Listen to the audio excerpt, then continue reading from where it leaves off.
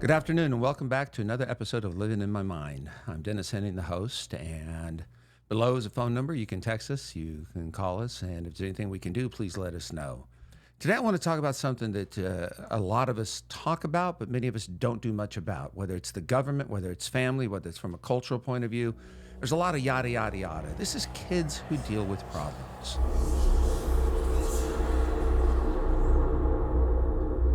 You think about it. I'm in an industry where I read so many different assessments and it talk about the kids' families and when things started, whether it's, pardon me, the drug addiction or mental health issues. A lot of this you see in families. So what happens when kids are in school nowadays? It's so different. When I was in school, you did something, there was discipline on the spot. Your parents came, they worked with you. Nowadays, kids don't have to be responsible. Kids can complain about something. The teachers are always the bad people.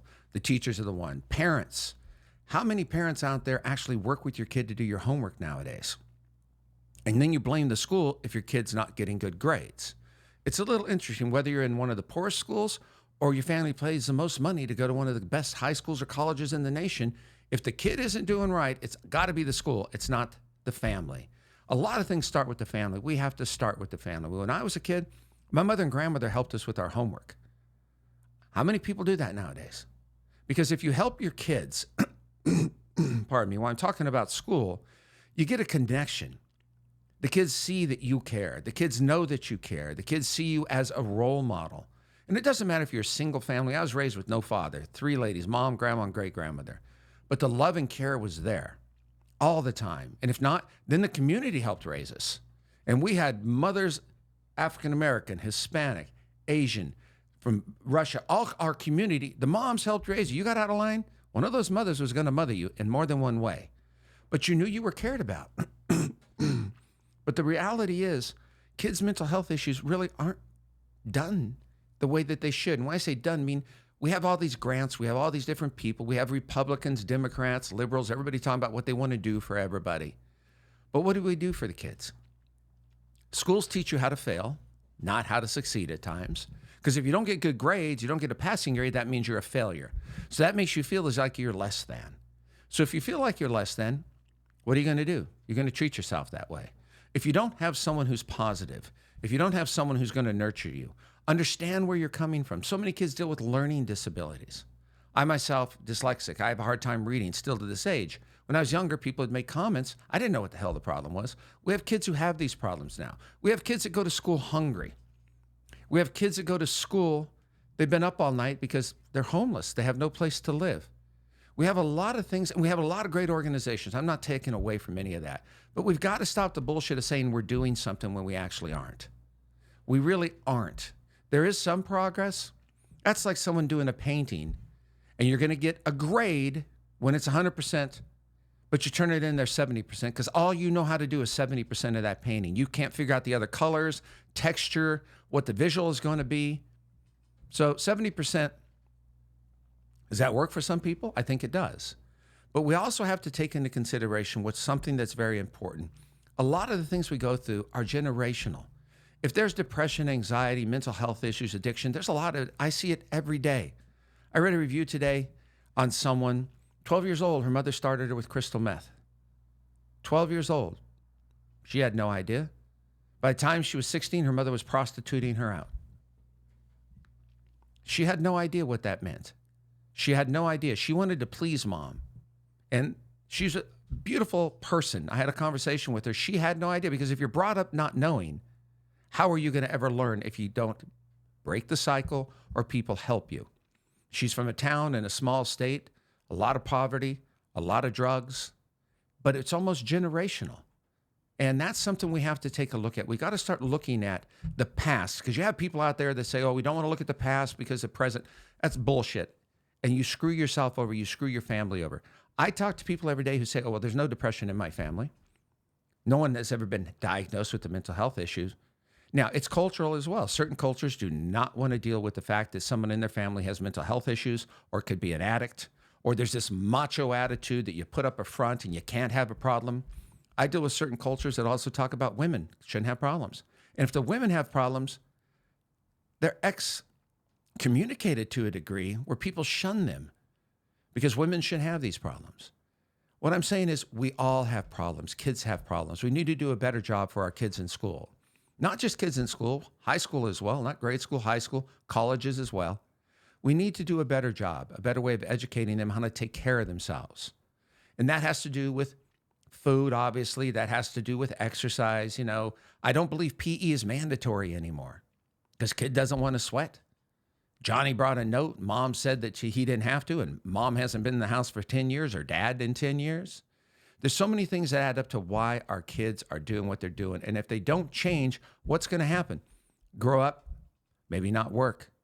Maybe be one of those people that the government is paying a lot of money for because they have an addiction issue, mental health issue, or maybe they go to prison, or maybe they go to jail. And a lot of people think, well, they deserve it. There are many people who deserve it. And there are many people who've never gotten a chance to break the cycle. Now, I don't make excuses for people because in my family, coming from a lot of different people, my mother's side of the family, every one of her dad's brothers, criminal, addicts, all of them. Other side of my family, the same thing. So I'm not saying that everybody's family's good or everybody's bad. We had bad people in our family. We had wonderful people in our family. But at the same time, my mother and grandmother did the best they could. Because at a certain time, it's up to the child when they turn 18, or if they want to be released from their family bond when they're younger and they don't want to be around family, it's up to them to make the choices. But the schools need to do a better job. They need to talk about mental health. They need to talk about depression. They need to talk about anxiety. They need to tell the kids. I had a 9-year-old girl 2 Christmases ago sit there. She's part of my family. She's related to someone. And she looks at me and she goes, and I only met her once. She goes, "Oh, you're the black sheep." I said, "Excuse me?" She started talking to me and we started talking about depression. She goes, "Yeah, I've got friends in school. They're depressed." And I said, "Well, where do you learn this?" She goes, "Well, we talk about it. I read about it." It's one of the smartest children I've ever met in my life. But she's always inquisitive, trying to learn things. It was a great conversation. Then I realized, damn, this kid knows more than me. But the reality is, if we really want to help people, then we need to reach out to them. We can't just state everything's okay. You can't just give kids a piece of paper to take home and answer questions. There needs to be more professionals on schools. You have nurses, you have counselors, you have those. But here's the thing that bothers me the most too. I work in an industry where I truly believe 90% of the people behind the scene who work with the addicts and work with the people with the mental health issues are sicker than the people they help. That's the sad part. You don't know who's who. You don't know who's doing it for the right reason. You don't know who's doing it at all sometimes. And then once you learn how vulnerable somebody is, many people get taken advantage. So how are you going to learn to trust? If you're not able to trust when you're young, if you can't trust authority figures, if you can't trust the police, you can't trust a minister, a priest, a rabbi, whoever it is that you're dealing with, what's going to happen when you get older? You're going to doubt everybody. You're going to always think that somebody has an agenda. And if you want to, you'll be able to find everybody has an agenda because that's the cycle in your brain. That's me. When people would make nice comments to me in the past, I always think, oh, they're a liar. They're full of shit. I see myself different physically. I also see myself different intellectually. And then you realize, okay, you got to step back and look at it. We have to help our kids. And that's the important thing that I'm going to reiterate in this show is there's got to be better ways to do it. We have to help the parents. You have so many parents out there that are overworked, that are stressed, that work 40 hours a week, that come home, that can't do things for their kids. They don't have the time. They don't have the money. Now, a lot of times it's an excuse, but many times it's real. You have schools that have after school programs. They give free lunch. They give free breakfast. Have you seen the meals? Now, I'm not knocking it because it is something the kids get. The nutrition aspect is just ridiculous. There's nothing in it that's nutritional. So the kids don't know. So if you grow up eating the certain foods the schools are giving you, what are you going to eat? You're going to eat that the rest of your life. Because what does it do? It becomes a comfort food.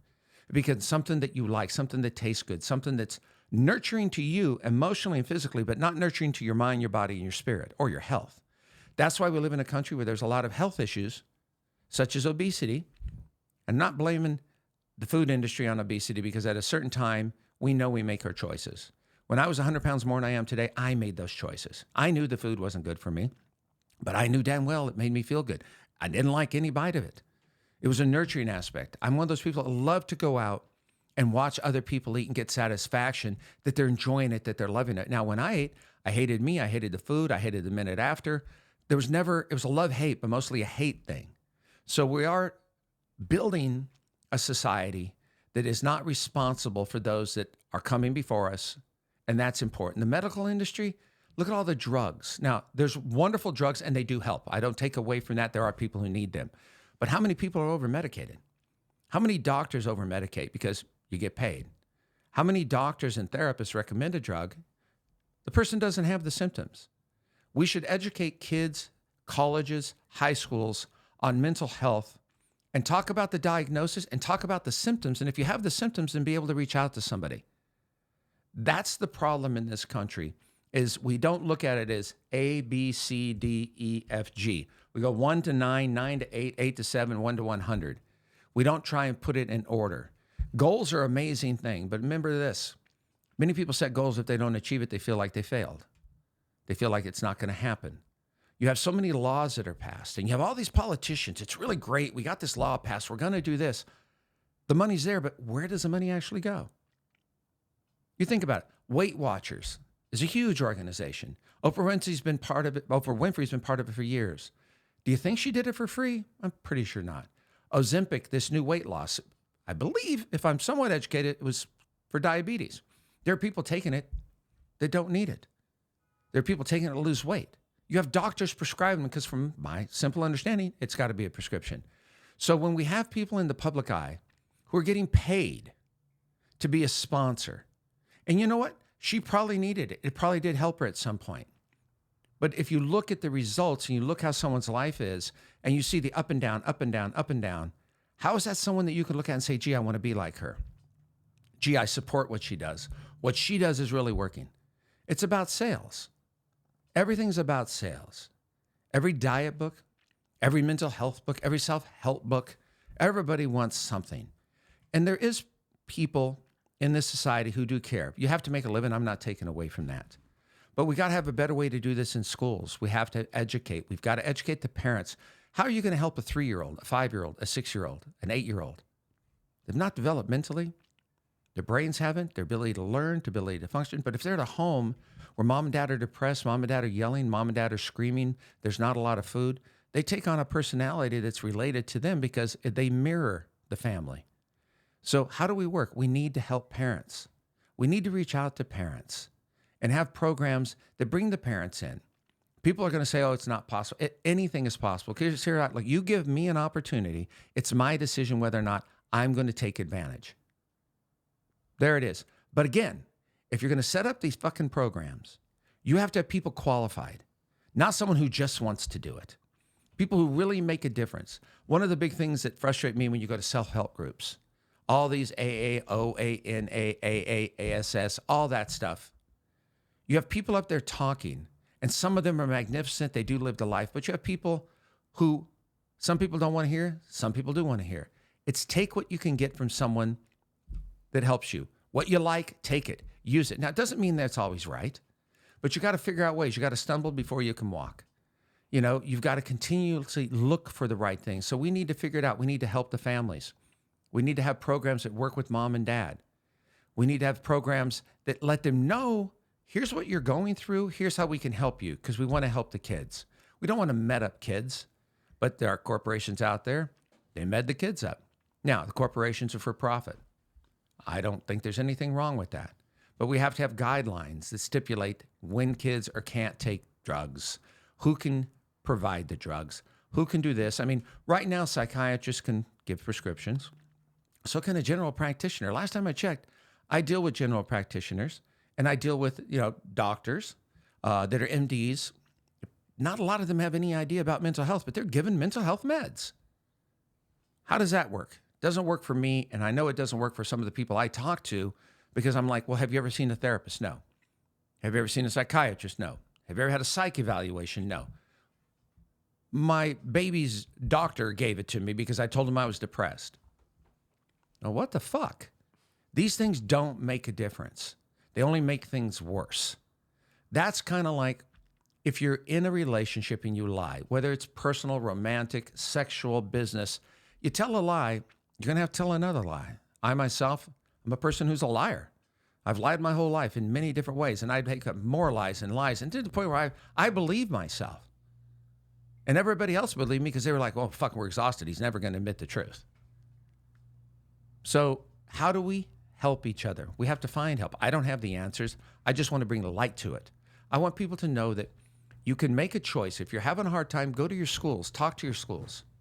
I spoke with a friend the other day, and she has a child who's autistic, and the schools did not do anything for her child for quite a few years.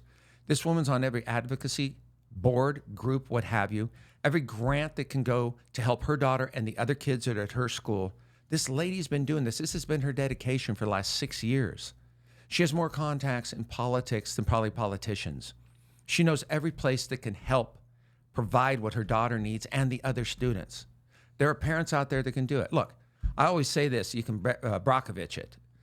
Erin Brockovich, look what one lady did and helped create to help all those people, and that sadly many people were sick. Justice was, if you think money is a financial justice, that's what it was. But this woman's work made a difference, and it brought light to a lot of things. A lot of individuals can do this. People say, I don't have the time, I can't fight this, I can't find that. There's a lot of things we can fight and a lot of things we choose not to. The internet is a great gift. I think one of the big things getting to the internet with kids is there's so many things on the internet for kids that's conflicting stories. They can look up anything and get conflicting messages. Social media, if your kids are on social media, make sure you're overseeing their social media. Because so many kids, I mean, look at how kids are bullying each other and kids are killing themselves. Social media has some beauty. It also is one of the darkest web creations in the history of the world. But if it wasn't social media, it'd be something else, because there are kids that were bullied and killed themselves when I was younger. So we're not making blame, but we're bringing reality and light to here's a problem.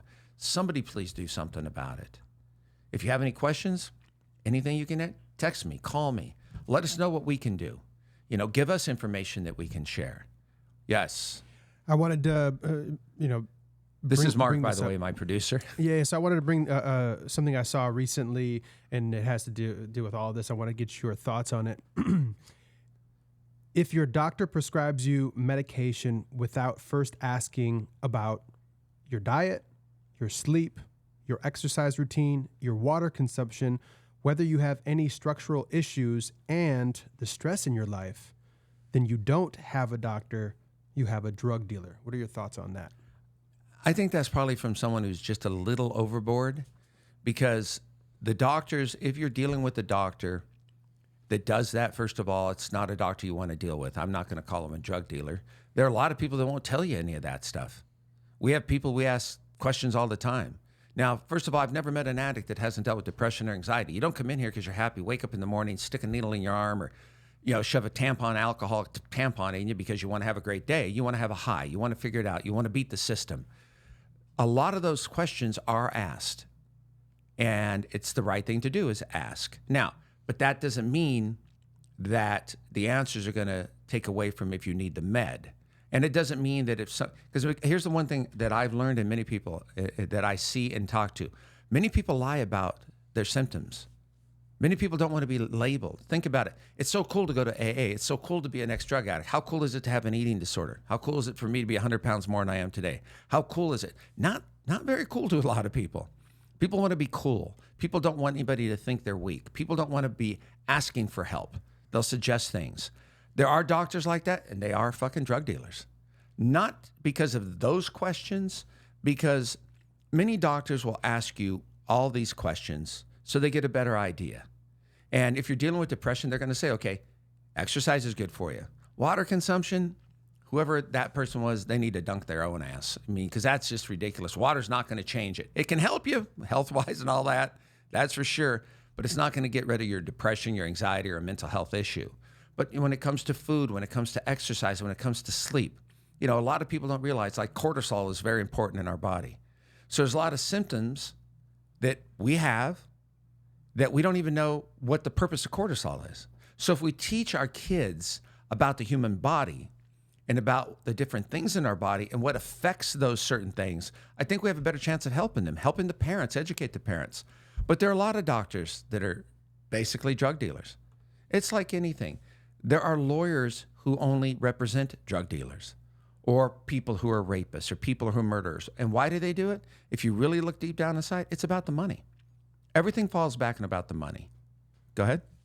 No, that was it. Yeah. On that one. And I think, and I'm glad you asked that question, because there's so many things that you have to look at. There's so many things. When I was a little kid, I was a heavy kid. People called me fat, made all kinds of noise about what I looked. And I always thought it was cool to eat a lot because that was my identity. When your identity is something that brings attention to you, but it's a negative attention and you don't really realize it when you get older, damn. Then you realize I let people look at me that way. I was a class clown. I didn't know it. I was the fool. That was my identity. Rather than my identity, and you're not going to really know as a child. When you get to your double digits, 10, 12, 13, 14, you start to see more, you start to hear more, you start to be more involved with other people, your families, other families. You get to see what everybody else does. I remember we had a kid that lived in our neighborhood that never wanted to go home. I always wanted to stay at my family's house because my mother and grandmother always cooked food. My great-grandmother would make all these wonderful things. At his house, it'd be the same thing all the time. Now, parents weren't bad. Parents worked all the time, but he liked what we had, and he was there all the time. And our family was great with it. Her family, his family was great with it. But the reality is families do things different. Look at cultures. There are cultures who don't look at things that are bad. This is how you need to be. You can't talk about this. You don't talk about this. I tell a story here recently. We had a girl come into rehab. She was 18 years old. This is a while back. 1 or 2 days after 18th birthday, her parents or her aunt brought her into treatment. And what happened was about an hour later, these two adults came to the fence wanting to talk. Couldn't be her parents. Okay? Now, this is one of the darkest things I've ever had to experience and be part of and hear. And the parents are screaming and yelling and everything. The girl didn't have an ROI, which is release of information where you can talk to somebody, stupid lingo, but lingo that needs to be. And so the girl finally came out and they were like, you need to leave. You can't talk about family. Well, come to find out that the father had been molesting her and her sisters for years. Police were called. The family was arrested there on the spot. The girl didn't know what to do. The aunt, thank God the aunt decided to help this child. Or this girl and those sisters would be in the same predicament. Now you think about it. You grow up in that. What's your mental health issue like? Not saying every family's that way, but what is your mental health issues? What is your self-esteem about? Are you going to tell people? We talked to this young lady, and she wasn't going to, if the parents hadn't showed up that day, she'd have never talked about her dad. That's the sad part. She was taught never to, but that day she broke for a moment, and one of the best, hopefully it's one of the best moments. There's a lot of trauma, a lot of things that have to be worked on with this person and her sisters. But again, one thing also, many people out there, they stay in what they know rather than what they want and need. They'll stay in abusive relationships verbally in other ways because they don't know any better. They don't feel they're worth it. They don't feel anybody's going to love them. Or that person's such a maniacal human being, such a predator, that they make you feel nobody's going to love them. Nobody's going to like them. We need to help our kids build better support systems, help our kids build better self-esteem, learn boundaries, learn that it's okay to say no, learn it's okay to ask for questions. A lot of things we deal with start when we're younger. Again, we need to help our kids, but I want to let this end by stipulating we need to help the families equally. Because if we don't help the families, we're never going to help the kids. It's going to be the same cycle, whether it's mental health issues, drug addiction, eating disorders, criminal lifestyle. The government's going to be spending more money.